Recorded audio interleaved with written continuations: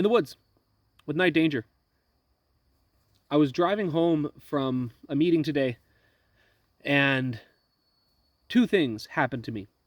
The first is that I was struck with the imposition of autumn into my August.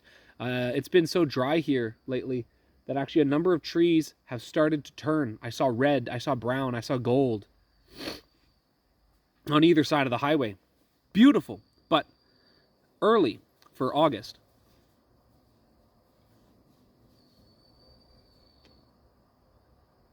But another thing that occurred is that during this drive, I listened to Dundermoose having Rule of Thule as a guest on his show, and it was a really good show. It's a really good episode. You should check it out. But both Dundermoose and Mr. Thule are wrong about something very. They're wrong in a way that is prevalent in the BroSR, the OSR, and even the immersive gaming sphere. There's some kind of bird shrieking, and I don't know what type of bird it is, and I've never heard a bird shriek like that in this area before.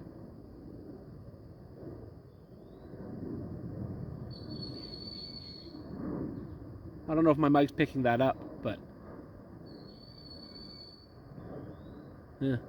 It's been circling around me the entire time I've been at this stump, like moving around and coming back around. Anyways, Dundermoose and Primeval Patterns, or not Primeval Patterns, yeah, Rule of Thule, are wrong about solo games.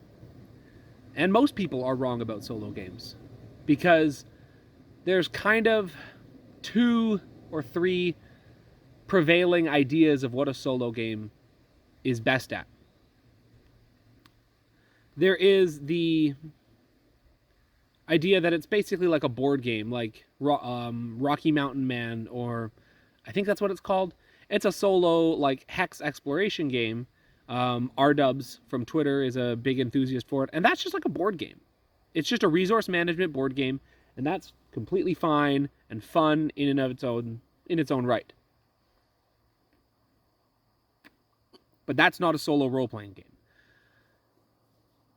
And likewise, there are people who will say that solo gaming is to gain book control, to gain mastery of a system. It's for you to practice the rules so that when you run the game for other people, you aren't flipping through the rules, like, you know where everything is, you know how the procedures work. It's like practice. It's like going to the driving range.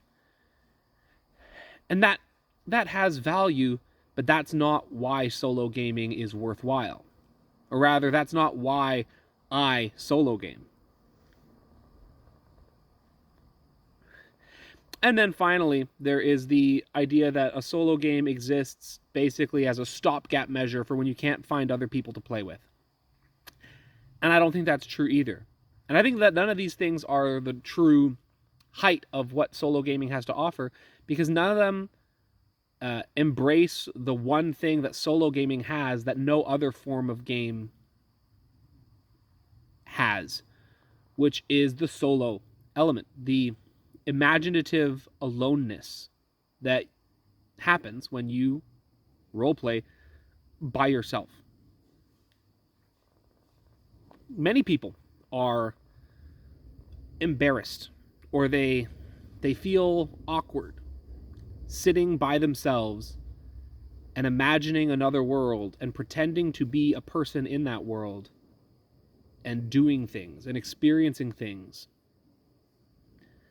And a way that they'll alleviate this discomfort is by making it entirely about the mechanisms of the game. And so something that Dunder mentioned is how he's just flying through these rooms. He's just like constantly just like, oh, check, like doing all the procedures, and he's not really role-playing.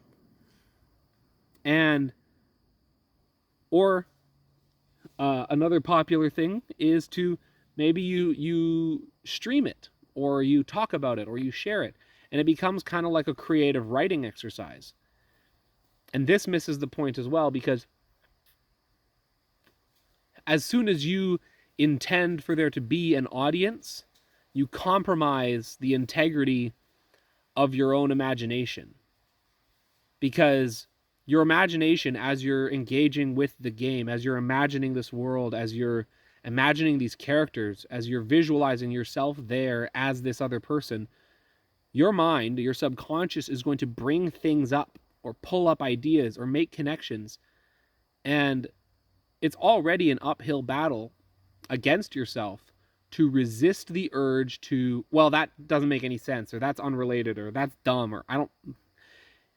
And by introducing an audience who expects something from you,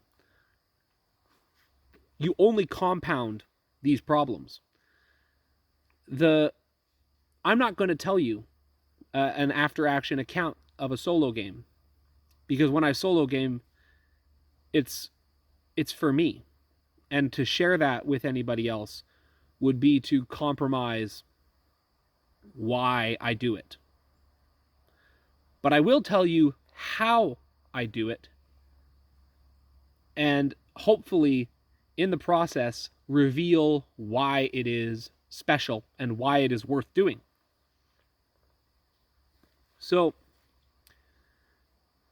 you have in your possession this brain that is full of data, of images, of experiences. Think about how many things you see in a day in your peripheral vision. Think about how many things you hear directly or indirectly each day, and compound that over all the days of your life going back to childhood. Your brain is full of these images, of these ideas, and of these sensations. And something that the brain can do is compound and synthesize these things into new images, new visuals, new ideas, new concepts. And so when I solo a game, I pick a system. I usually use just D&D, like either OD&D or AD&D, and I really like sandbox environments, like either Keep on the Borderlands, or the best one I think is City State of the Invincible Overlord, because it's all just there for you to explore and find. But I don't really worry about winning the game, about leveling up or progressing. And often my characters don't get revisited after more than a couple sessions. You make the character, you conceive of what type of person he is, and you conceive of what he looks like. And you place him in this world, and you just start deliberately poking around in the world through his eyes. Random encounter tables, little boxes of text if you're using a module, oracles, whatever. But the important thing is to slow the hell down and let yourself see it. Let yourself experience the world to the best of your ability. Really try to picture a place. Really try to visualize the environment, and whatever your brain conjures, let that be the place, right? If an NPC gets rolled up and the table did not indicate that they walk with a limp, but when you closed your eyes and you visualized that character entering the tavern or the king's court, and they walk with a limp, you let that be. You keep that there, and you embrace the images that your brain is producing for you. Often, and when I say slow down, I really mean it. I think one of the longest solo games I did, I was playing for probably 4.5, 5 hours. I had an evening to myself. The wife and kids were at my in-laws. And I probably only covered a day and a half of in-world, in-game time. Because I'm not just saying, well, my character wants to go from this spot in the city to this spot in the city, and I'm just there. And now I'm like looking for adventure hooks or quests or rubies. I look at the map and I walk down the street. I check for encounters. I look at the signs of the businesses that I'm passing through the city. And you draw, like sometimes I draw a little bit, sometimes I take notes of what happened or what I got up to. But often I don't. Often I let these things simply come into the head and then pass by as I leave them. And I think like the character. I try as much as possible to think and speak. Often under my breath, I'll like talk to myself, or rather talk to the world by myself quietly so as not to be disruptive to other people in the house.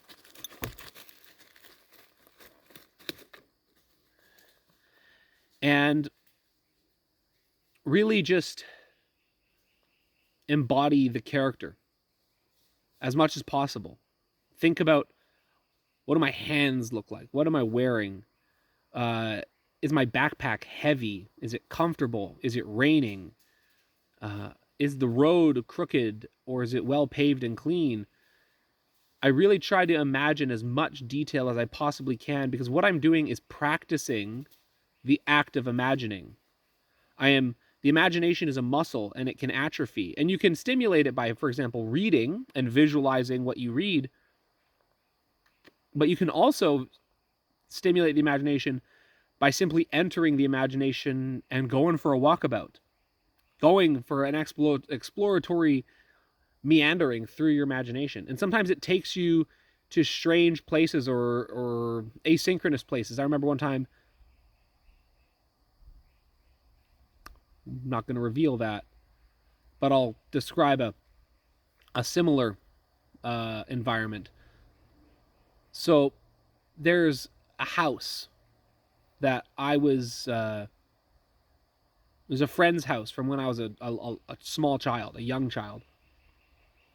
And almost any time I imagine a house when I read a book, it's that house. Anytime I'm reading a book and it describes people sitting around the dinner table, it's that dinner table. Not my house in childhood, but someone who lived a couple blocks from me, and I spent a lot of time at his place. And no matter how hard I tried for years when I would read books, I would always visualize his house and his basement and his backyard. And the act of solo gaming and really intentionally describing to myself and then picturing to myself the interior spaces of these places I'm exploring in the solo game allowed me to break that rut. And now when I read a book, I can visualize other houses. I can see other dining rooms and other living rooms. This is what solo gaming has to offer that group RPGs do not.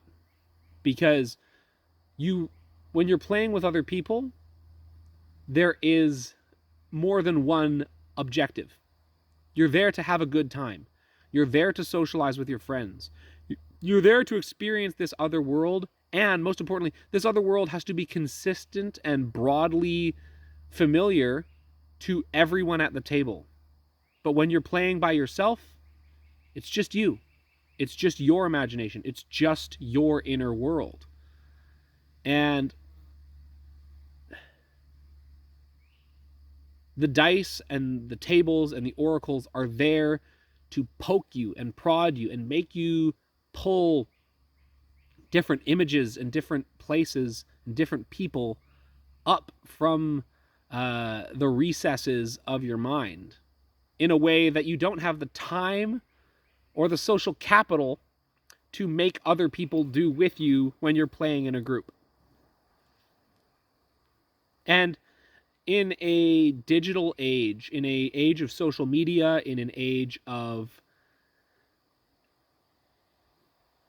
rampant sharing and vlogging and let me tell you about what I did, and let me tell you about my game, and let me tell you about the restaurant I ate at, and let me, like, the constant sharing of social media, the perpetual sensation of being observed is really quite oppressive if you pay attention to it. And solo gaming is a way to be unobserved, but you have to force yourself to be unobserved. You have to get over the discomfort, the awkwardness. You have to get past the feeling of embarrassment because nobody is watching you. Nobody is there with you. Nobody is telling you what is or isn't, like, the right vibe for the world that you are role-playing in, for the world that you are immersed in. It's just you. And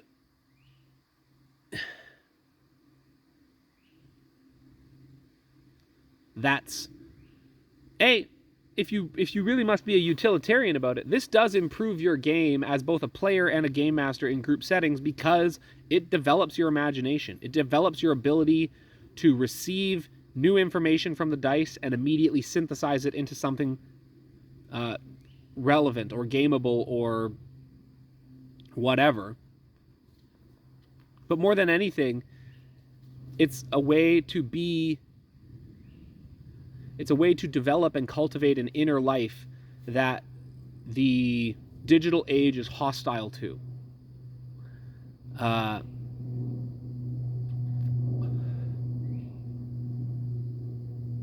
I don't know if this is gonna scan, if I'm making sense. I wish that there was a way for me to really outline the process without compromising the commitment to being unobserved.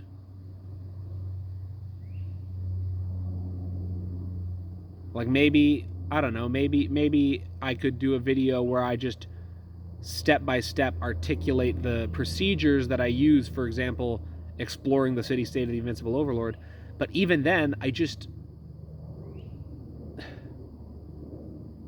I don't think I could do it without unintentionally letting you in to a place that I'm not letting anybody in because it's not for anybody other than me.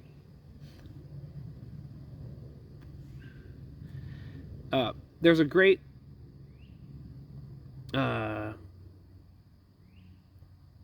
little clip of David Lynch talking about ideas. And he's a big meditator and into odd stuff. But he describes the premise that ideas can be really deep in, call it the collective unconscious, your subconscious, your memory, whatever. But it's like fishing. You have to be really still and very quiet and very patient to catch these ideas and bring them up to the surface. And I don't think it's possible to practice that in a group environment at the table. Or at the very least, I don't think it's socially advisable because it's so personal. And I will say, to the assertion that it's not really role-playing, I think a way that you can preserve the sense of playing a single character, if you ever have a dream where you're reading a text and you look, and if you try to actually see or look directly at the letters, they don't look like letters. They become this amorphous, swirling mass, but nonetheless, you can still understand and receive the information. You still know what the book says, even though the words aren't actually there. This is generally how I treat NPCs. I don't have a conversation with myself where my character says something and then I switch over and I imagine I'm the NPC and I say something as the NPC.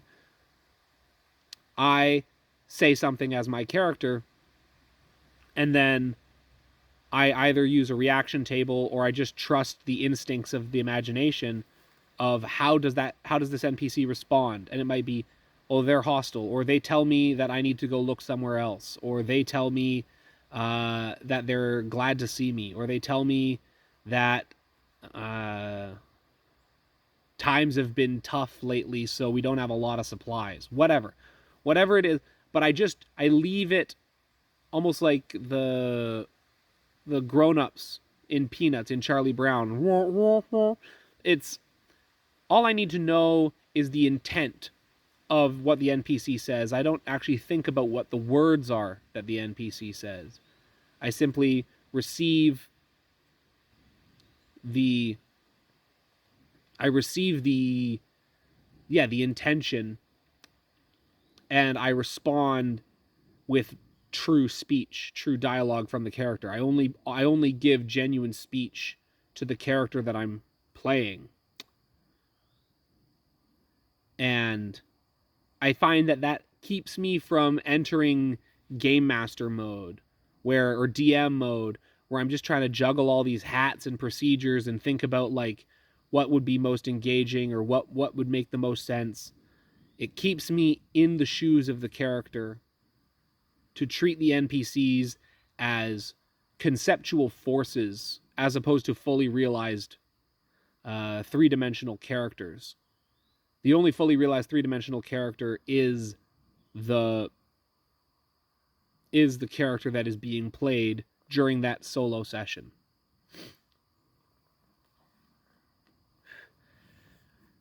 I don't know if I'm making sense. I think I am. But I felt quite strongly like I needed to throw up the colors and advocate for solo play as a distinct thing from playing an RPG with your friends, but as more than just going to the driving range and brushing up on your skills, as more than playing a board game by yourself, as more than just buffing up system mastery, and as more than a stopgap for when your group can't get together or you don't have anyone to play with. It's more than those things because it is different from those things. It is a unique thing. And I guess that's kind of all I've got to say on the issue. So this has been Night Danger. At some point, the Steam that I have that has me uploading as frequently as I do will run out. But for the time being, I'm just going to keep striking while the iron's hot and post whenever the inspiration strikes. So, hope you have a lovely evening, week, rest of the month, and we'll see you all later.